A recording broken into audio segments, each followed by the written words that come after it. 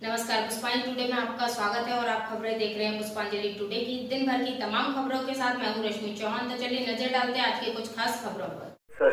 Sub station का हो, चाहे स्टॉप डैम का हो, चाहे गांव में लाइन बिछाने का मामला हो, ऐसा कोई क्षेत्र नहीं है जिस क्षेत्र में भारतीय जनता पार्टी की सरकार ने दिमनी विधानसभा क्षेत्र में अभूतपूर्व काम नहीं किया हो। आप सब इस बात के साक्षी हैं और कभी भी ईमानदारी से छाती पर हाथ रख के सोचना और पिछले 50 वर्षों को याद करना, कोई एक काम भी आपको कांग्रेस के राज का नहीं मिलेगा। जो काम हुआ है वो भारतीय जनता पार्टी की सरकार के समय ही इस क्षेत्र में हुआ है। तो इसलिए मैं ये कहूं कि आप चिंता मत करो, हम विकास कर देंगे। तो अगर इतना विकास करने के बाद भी मुझे विश्वास दिलाने की आवश्यकता हो तो इस पर मैं सिर्फ आश्चर्य कर सकता हूं, इससे ज्यादा और कुछ नहीं कर सकता। लेकिन विकास का काम अनवरत चलने वाला काम है। जब तक जीवन है तब तक विकास की आवश्यकता होगी। यह काम निरंतर चलता रहेगा। लेकिन मैं इस मौके पर यह जरूर कहना चाहता हूं कि जो काम हुआ है वह अपनी जगह है, लेकिन अगर सरकार भारतीय जनता पार्टी की है तो विकास होता रहेगा, और अगर सरकार भारतीय जनता पार्टी की नहीं है तो गिरिराज दंडोतिया जी जो रोना रो रहे थे 1.25 साल का, वही स्थिति आप लोगों को भुगतना पड़ेगी। आज हम इस मेन रोड पर बैठे हैं। ये रोड पहले लोकल रोड थी, उसके बाद इस रोड को जिला मार्ग बनाया गया और अब भारतीय जनता पार्टी की सरकार ने इस रोड को नेशनल हाईवे बना दिया है। और जहां जहां गारंटी पीरियड सड़क खत्म हो रही है वहां वहां आप देख रहे हैं कि नई सीमेंट और कंक्रीट की 2-2 फुट ऊंची सड़क बनाने का काम किया जा रहा है। यह भारतीय जनता पार्टी के कारण ही हो रहा है। विकास का काम करने में आनंद तब आता है जब विकास की स्वीकार्यता भी हो, विकास का असर भी रहे। मैं कई बार कहता हूं कि इतना बड़ा नेशनल हाईवे अगर एक विधानसभा चुनाव नहीं जीता सकता तो फिर इससे बड़ा और क्या काम हो सकता है। उसेत और पिनाट का पुल 50 साल से बाट जो रहा था, उसको बनवाने का काम अगर चुनाव में विजय नहीं दिला सकता तो इससे बड़ा और क्या काम हो सकता है। हम सब जानते हैं कि हमारे क्षेत्र में एक समय था 2003 से पहले किसी गांव में डामरीकरण सड़क नहीं होती थी। मुझे ध्यान है 2000 में भाजपा की सरकार बनी, 2003 में, और मैं इस मंत्रालय का मंत्री था। सड़क तो पूरे प्रदेश में मैंने बनाई थी, लेकिन मुरैना जिले में ड्योढ़ी सड़क बनाने का काम किया था। उसके कारण आज किसी भी छोर पर चले जाओ तो प्रधानमंत्री ग्रामीण सड़क योजना के अंतर्गत डामरीकरण सड़क आपको गांव-गांव में उपलब्ध होगी। और सिर्फ इतना ही नहीं, आज इस विभाग का मैं केंद्र सरकार में मंत्री हूं। पहला फेज और दूसरा फेज पूरा होने को है, और जब 2019 में दोबारा मोदी जी प्रधानमंत्री बन गए तो प्रधानमंत्री ग्रामीण सड़क योजना का तीसरा फेज भी मंत्रिपरिषद ने स्वीकार कर दिया है। इसके तहत पूरे देश भर में 1,25,000 किलोमीटर नई गांव की सड़क बनाने का काम हम लोग प्रारंभ करने जा रहे हैं। इस पर 80,000 करोड़ रुपया खर्च होगा। सरकार है तो ये होगा। आज चुनाव का जो सब विषय हमारे सामने है, यह चुनाव का विषय हमारे सामने एकाएक आ गया है। 2018 में जब चुनाव हुआ था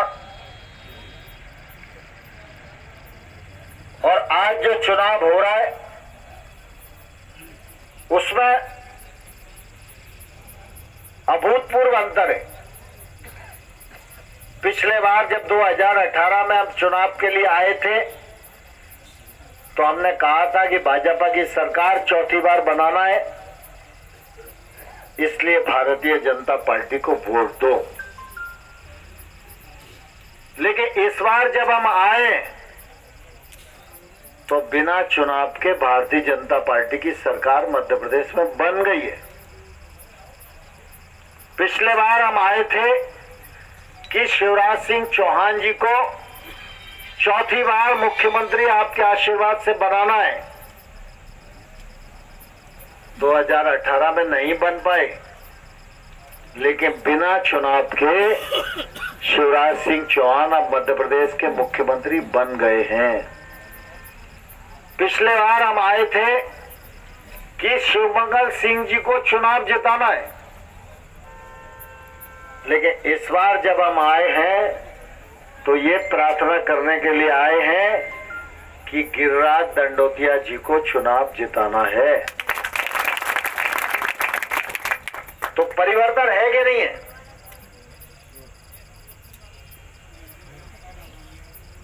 भारतीय जनता पार्टी की सरकार आज अगर मध्य प्रदेश में है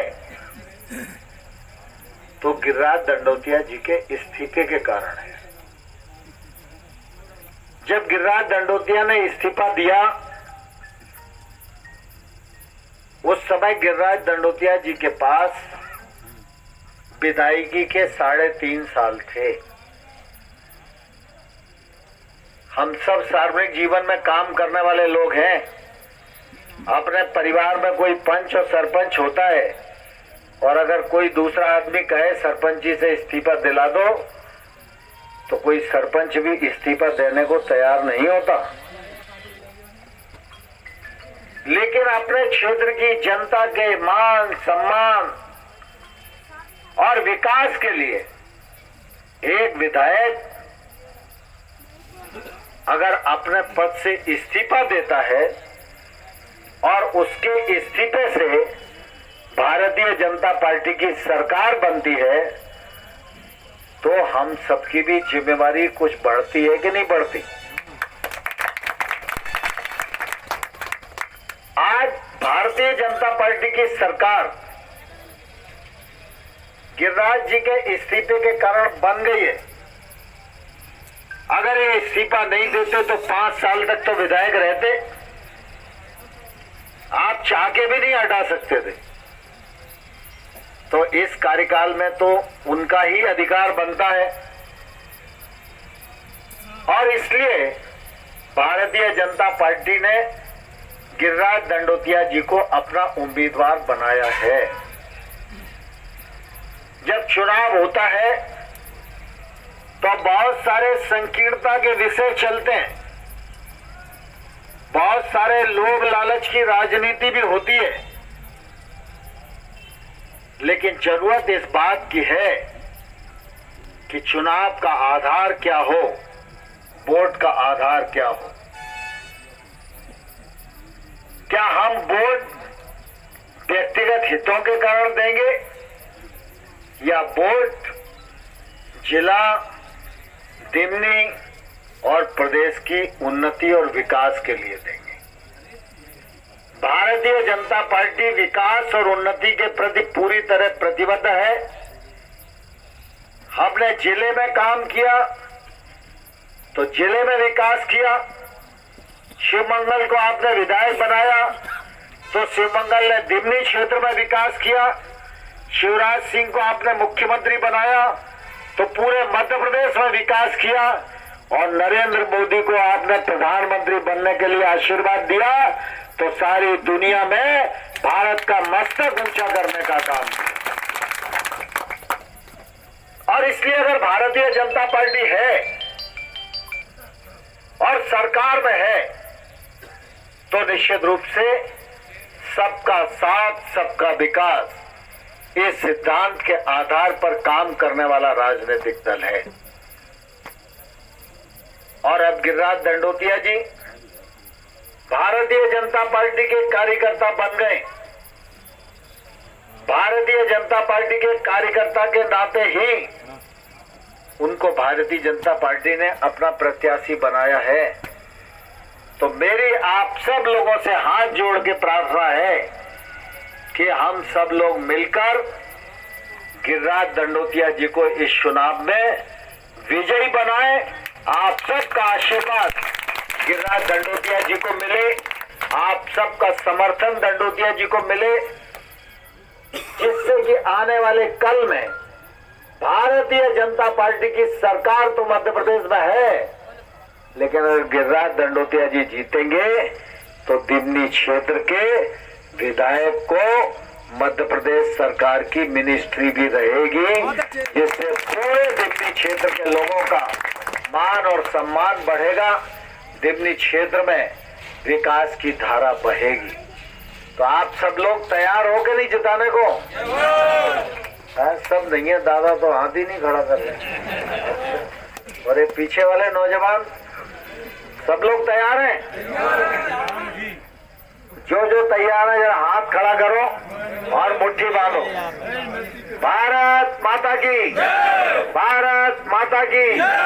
भारतीय जनता पार्टी को जिताएंगे, घर घर जाएंगे, गांव गांव जाएंगे, दंडोतिया जी को विधानसभा में भेजेंगे, शिवराज सिंह की सरकार को स्थायी बनाएंगे, नरेंद्र मोदी जी के हाथ मजबूत करेंगे। भारत माता की। बहुत धन्यवाद।